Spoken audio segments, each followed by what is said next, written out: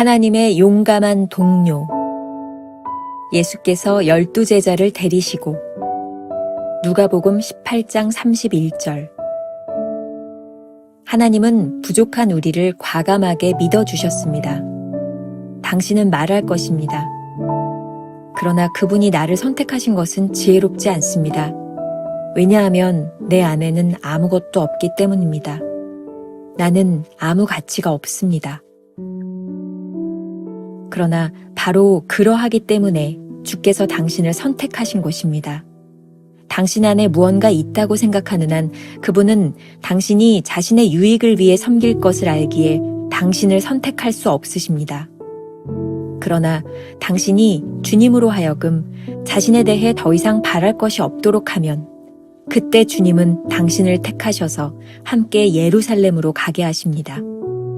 그리고 이 뜻은 하나님께서 당신과는 상의하지 않고 주의 뜻을 이루시는 것을 의미합니다.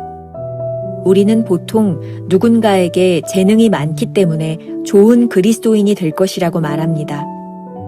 그러나 실제로 초점은 우리의 재능이 아니라 가난한 마음이며 우리가 무엇을 가지고 있는가가 아니라 하나님이 우리 안에 무엇을 넣으셨는가입니다. 곧 우리의 자연적 성품의 능력 및 지식, 경험이 아닙니다. 이러한 모든 것은 사실 하나님께는 아무 쓸모가 없는 것입니다. 정말 쓰임받기 위해 갖추어야 할 유일한 것은 하나님의 위대한 강권하심에 사로잡혀서 주님의 동료가 되는 것입니다. 하나님의 동료는 오직 자신의 가난함을 깨닫는 사람만 가능합니다. 주님은 하나님께 여전히 유용하다고 생각하는 자들을 향해 아무것도 할 수 없으십니다. 우리가 그리스도인이 된 것은 자신이 아니라 하나님을 위해서입니다. 우리는 하나님께서 무엇을 추구하시는지 다 알지 못하지만 어떤 상황에서도 주님과 인격적인 관계를 유지해야 합니다. 우리는 그 어떤 것이라도 하나님과의 관계를 파괴하는 것을 허용해서는 안 됩니다. 만일 이 관계가 손상되었으면 우리는 시간을 가지고 이 관계부터 바로 세워야 합니다. 기독교의 중심은 우리가 하는 일이 아니라 우리가 유지해야 하는 하나님과의 관계입니다. 그 관계에 의해 모든 주변 상황이 바뀝니다. 이것이 바로 하나님께서 우리에게 원하시는 전부입니다. 우리가 계속적으로 공격을 받아 손상되기 쉬운 것도 바로 하나님과의 관계입니다.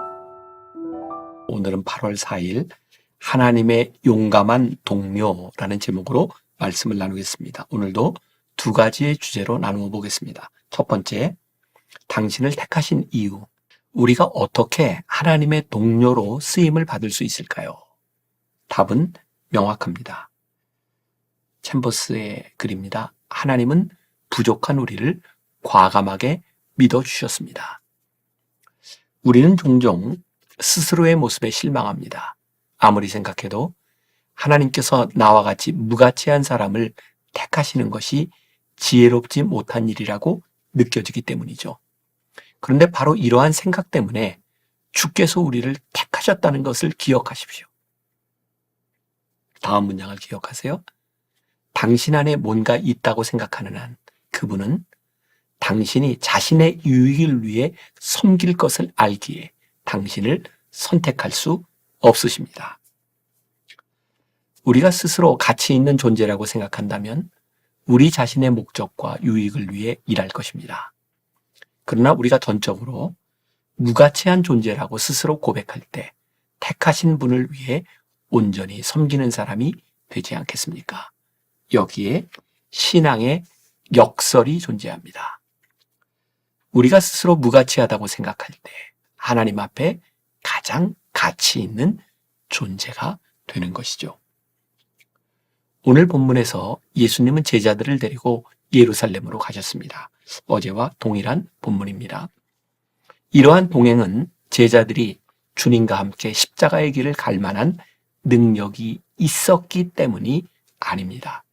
그들은 부족했지만 주님께서 그들과 함께 하시기로 작정하셨던 것이죠.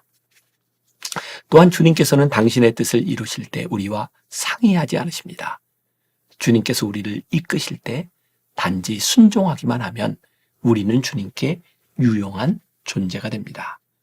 우리가 기억해야 될 내용을 챔버스는 이렇게 말하고 있습니다.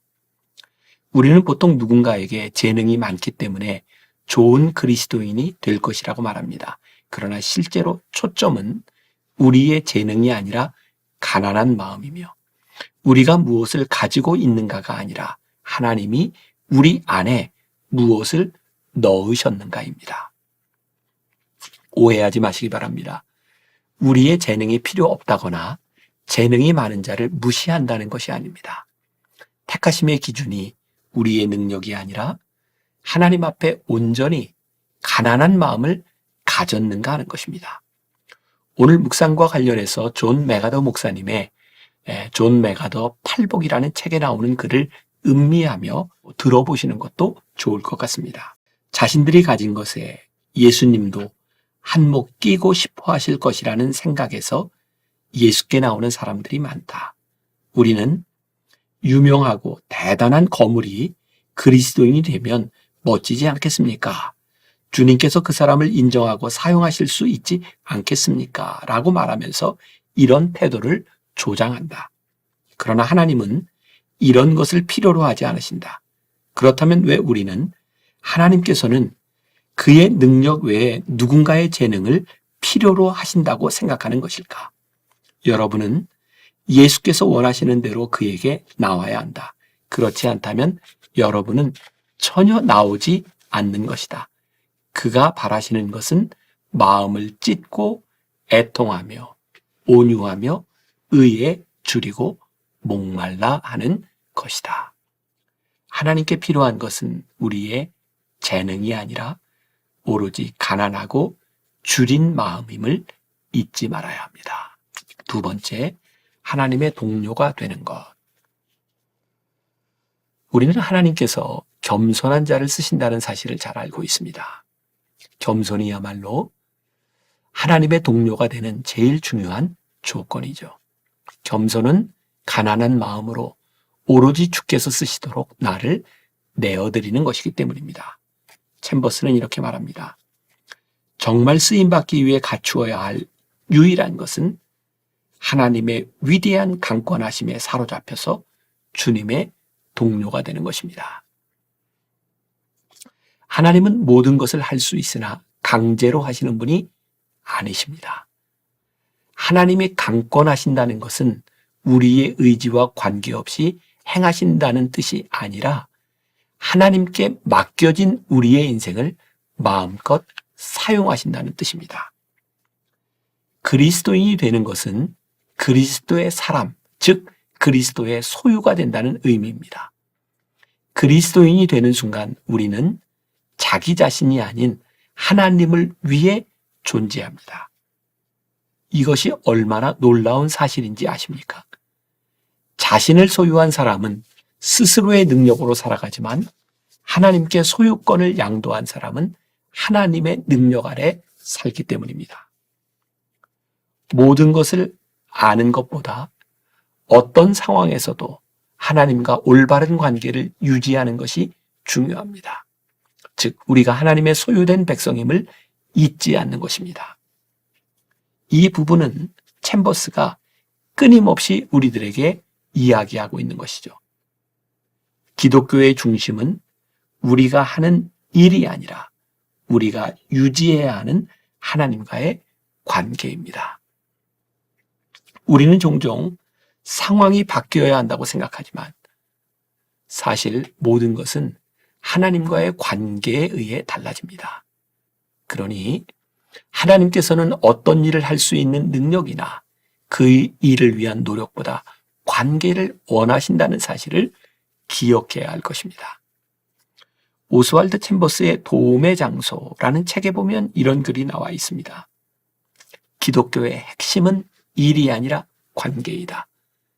하나님께서 우리에게 유일하게 신경 쓰라고 하신 것은 생명과 관계이다. 관계를 바르게 하면 우리는 교만하지도 무례하지도 염려도 하지 않게 된다. 언제나 사건 및 상황을 통해 꼭 지켜야 하는 것은 생명과 관계이다.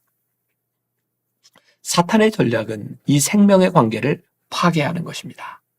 사탄은 우리의 일을 망치는 것보다 하나님과의 관계를 어그러뜨리려 한다는 사실을 잊지 말아야 합니다. 하나님의 동료가 되는 일은 오로지 하나님께 사로잡혀 있을 때 일어납니다. 오늘 하루 이런 질문을 가지고 살아봅시다. 당신의 관심은 하나님의 일에 있나요? 하나님과의 관계에 있나요? 기도하겠습니다. 하나님은 우리를 동료로, 친구로 부르셨습니다. 우리의 능력 때문에 부르신 것이 아니라 우리들이 무가치한 존재임에도 불구하고 우리를 친구로 삼아주셨습니다.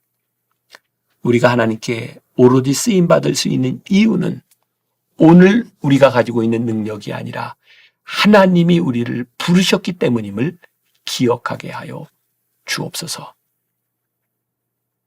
하나님께서 우리를 부르셨을 때, 하나님이 우리를 동료로 부르셨을 때 오늘 우리들에게 주어진 일은 어떤 일을 완벽하게 해내느냐가 아니라 오늘 우리가 하나님과 어떤 관계에 있느냐는 것을 깨닫게 하여 주셔서 오늘도 우리들이 묵상을 통해 기도하며 일을 이루기보다 하나님과의 관계를 이루기 위하여 기도하며 하루를 살아가는 우리가 되게 하여 주옵소서. 예수님의 이름으로 기도했습니다. 아멘.